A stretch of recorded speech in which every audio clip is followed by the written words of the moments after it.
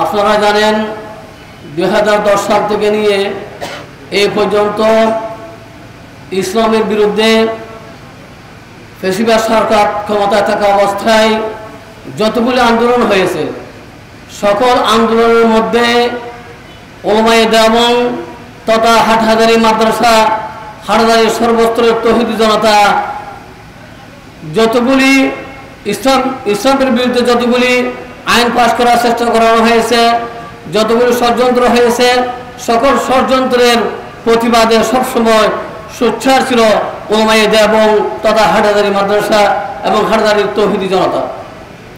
আপনারা জানেন ফ্যাসিস্ট সরকারের আমলে 2021 সালে বাংলাদেশের হাজার হাজার ওলামায়ে কেরামকে জেলখানায় বন্দী করা হয়েছিল।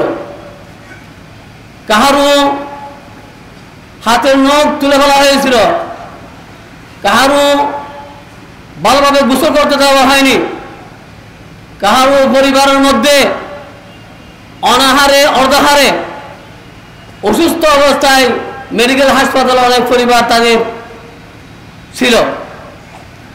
আর আমরা যারা বাহিরে ছিলাম আমাদেরকেও শান্তিতে 1 মাস 1 সপ্তাহ এক জায়গায় আমাদেরকে বসে থাকতে দেয়নি। আমাদেরকে প্রতি 2 মাস অন্তর, 1 মাস অন্তর, 3 মাস অন্তর আমাদের স্থান পরিবর্তন করতে হয়েছে। এমনভাবে আমাদের উপর জুলুম করা হয়েছিল। আমরা যারা বিভিন্ন মাদ্রাসায় অবস্থান নিয়েছিলাম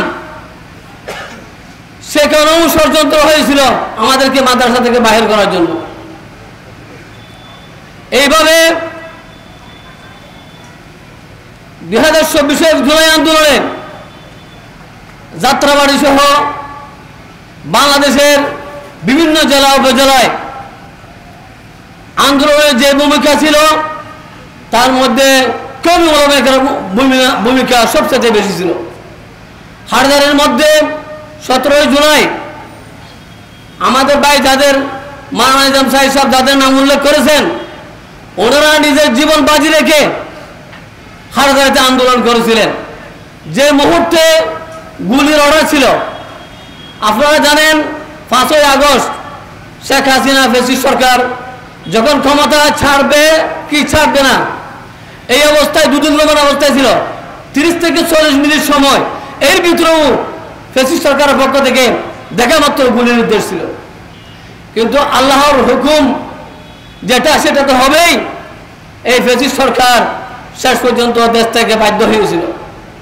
এখন আজকের এই আলোচনা সভা থেকে আমরা সরকারকে জানিয়ে দিতে চাই, বর্তমান সরকারকে যারা আগামীতে ক্ষমতায় আসবে তারা এই ফ্যাসিস্ট সরকার থেকে শিক্ষা নেওয়া দরকার।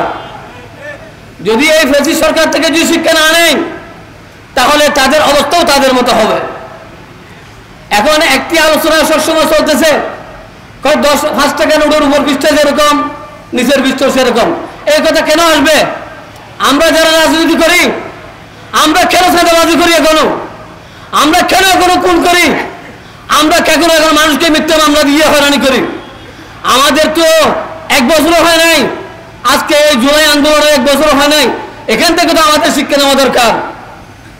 এই যে আমাদের মাওলানা কামরুল ইসলাম সাহেব বলছেন হাটহাজারী একটি শান্তির এলাকা। আজ থেকে 1 বছর পূর্বে হাটহাজারীতে রাউজান ফটিকছড়ি বিশেষ করে এই 2 থানার মানুষ হাটহাজারীতে অহরহ বিল্ডিং বাসা বানাইছিল। তারা রোজও তাদের বিল্ডিং আছে, ফটিকছড়িতে তাদের বিল্ডিং আছে, তাদের সেই বিল্ডিংয়ে থাকার সুযোগ তাদের হয় নাই। তাহলে তারা নিজের জন্মভূমি ছেড়ে নিজের বাড়ি ছেড়ে শান্তির জায়গা হিসেবে হাটহাজারী তারাকে তারা নির্বাচিত করে তারা এখানে তারা অবস্থান করেছিল। সর্বশেষ আমার কথা হলো আজকে যারা দেওবন্দ ওলামায়ে কেরাম কওমি মাদ্রাসার ছাত্র ভাইরা যারা এই জুলাই আন্দোলনে আহত হয়েছেন, অনেকের চোখ নষ্ট হয়ে গেছে, অনেকের হাত কেটে গেছে, অনেকের মাথায় আঘাত ইনজুরি হয়েছে, তাদেরকে অনতিবিলম্বে সরকারিভাবে উন্নত চিকিৎসা করা হোক এবং সাথে সাথে আগামীতে জুলাই আন্দোলনের সহকর্মীরা আরো ভালো করে এই অন্যায়ের বিরুদ্ধে আন্দোলন করবে সে আশা ব্যক্ত করে আমি আমার আলোচনা এখানে শেষ করছি। ওমা তৌফিক ইল্লা বিল্লাহ।